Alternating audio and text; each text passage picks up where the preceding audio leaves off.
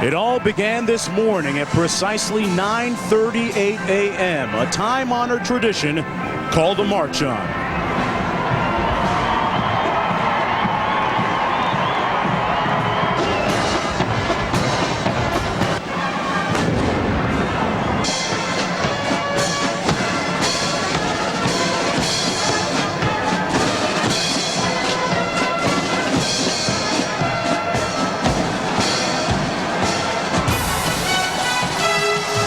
From Patterson and Broad Street in Philadelphia, Veterans Stadium, ABC Sports College Football and the College Football Association present Army against Navy. They started arriving as early as 8 o'clock this morning for this highly anticipated and highly debated game. Good afternoon. Back at Veterans Stadium in Philadelphia, Pennsylvania, moments before the opening kickoff. The excitement tangible in the air. Well, you know, this game has been contested, as we said, for 96 years, and in the last 3 seasons, the total of points that has separated both teams has been just 5. Let's take a look at this Army-Navy trilogy. Back in 1992, Army trailed by 17 in the third quarter, but the Cadets came back in the final period. 12 seconds left, trailing by 2. Army's Patman Malcolm attempted a game-winning field goal and nailed it. The kick was good, and Army won 25-24. 2 years ago at Giant Stadium, Navy trailed 16-0 at the start of the fourth quarter. The Middies fought back to within 2. Navy's Ryan Buccineri lined up to kick an 18-yard field goal, but he missed it wide right, and Army had escaped with the win. Last year, 1994, the Cadets up 19-14. Navy scored to lead by 1. The Middies here going for a 2-point conversion. Stuffed right there at the 4-yard line. Then Army's Kurt Heiss, with 6:52 to play from 52 yards out, hit the field goal, and Army had won its 3rd straight over Navy.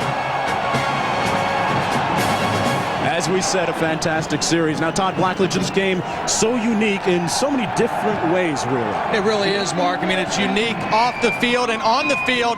You're not going to see any West Coast offense today, but what you will see is 2 teams running the option. Now, I'm joined by an old Oklahoma option quarterback, Dean Blevins. And, Dean, we both know a system like this puts tremendous burden on the quarterback to make decisions and execute the offense. Well, it does, Todd. It's not only option, but it's triple option. And I know Army is very comfortable with the quarterback they have in making the decisions. Ronnie Makeda is the guy, and they're very comfortable that he does the right thing all the time.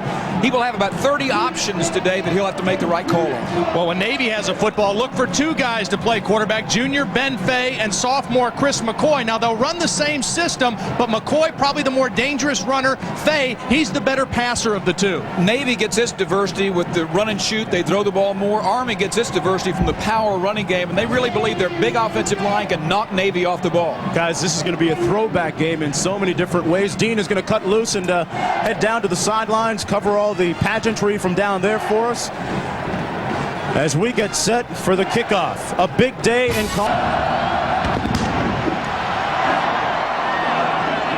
at the 5-yard line. It's Abel Young, and Young is brought down at the 16-yard line. One of those is strongest, probably that team will win.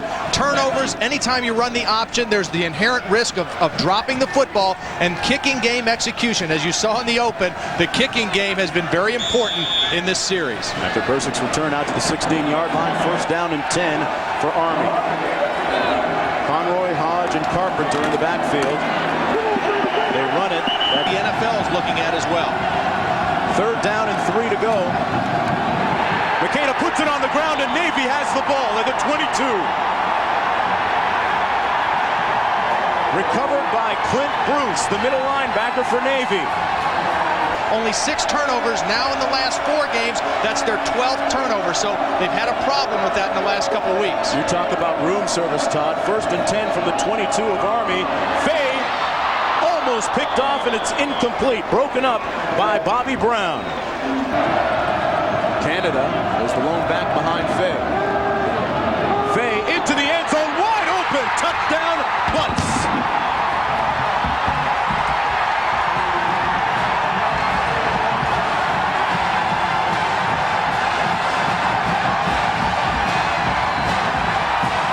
job of disguise.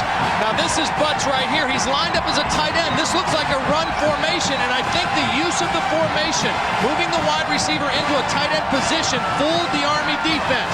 You see him separate the safeties, and Butts split the two safeties and was wide open for the touchdown. The young man from San Diego, California. They capitalize on Last year to this year rushing, they're averaging about 245 yards a game coming into the ball game, but off to a little bit slower start running the football against Army. on 2nd and 8. That's Corey Sheen with the first down out to the... Paul Johnson, the offensive coordinator, maybe making an adjustment. 3rd down and 8 for Navy. Fade. Sacked back at the 35.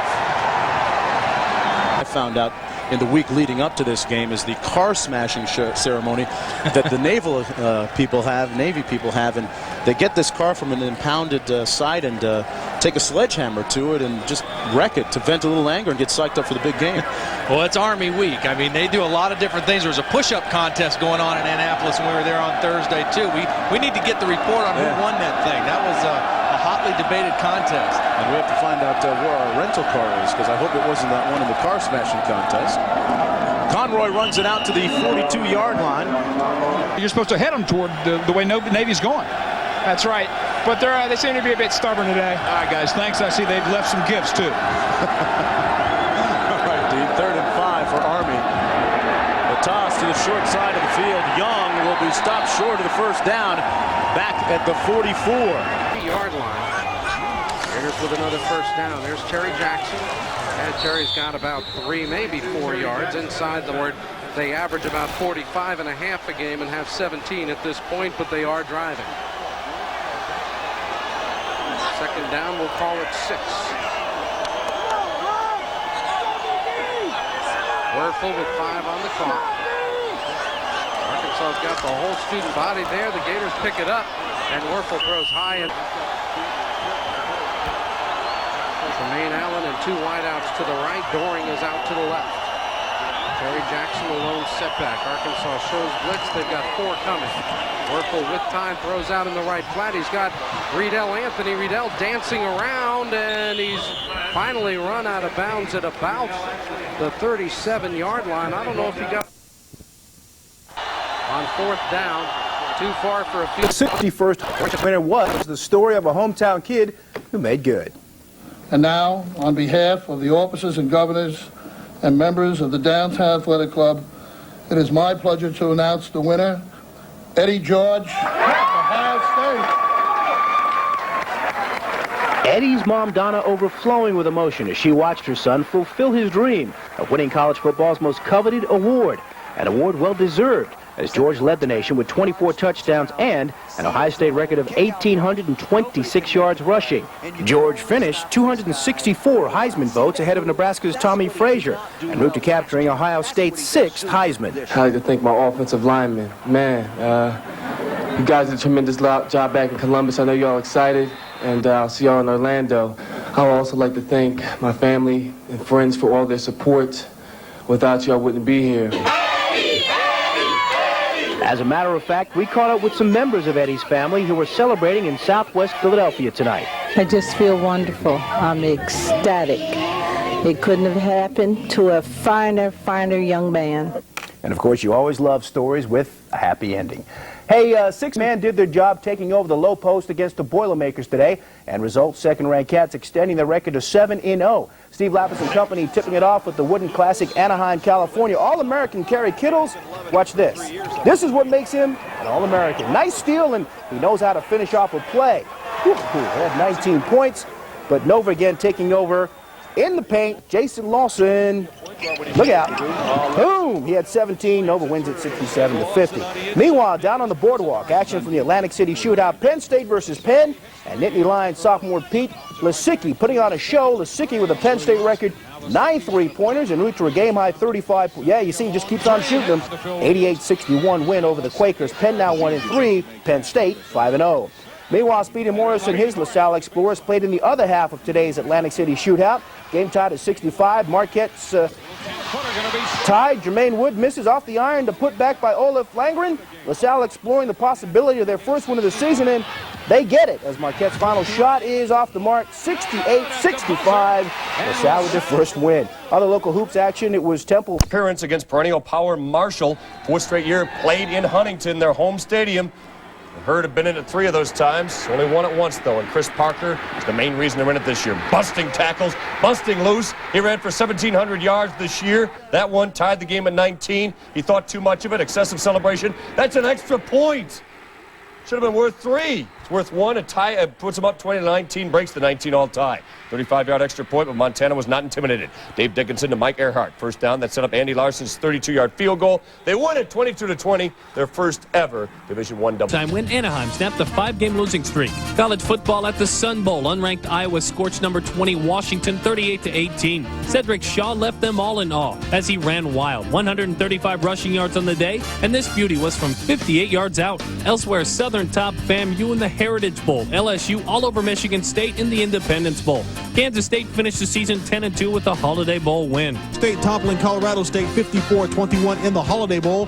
Backup QB Brian Cavanaugh comes off the bench to toss 4 TD passes, finishing 18 of 24 for 242 yards. Elsewhere, Southern wins the Heritage. Iowa stopped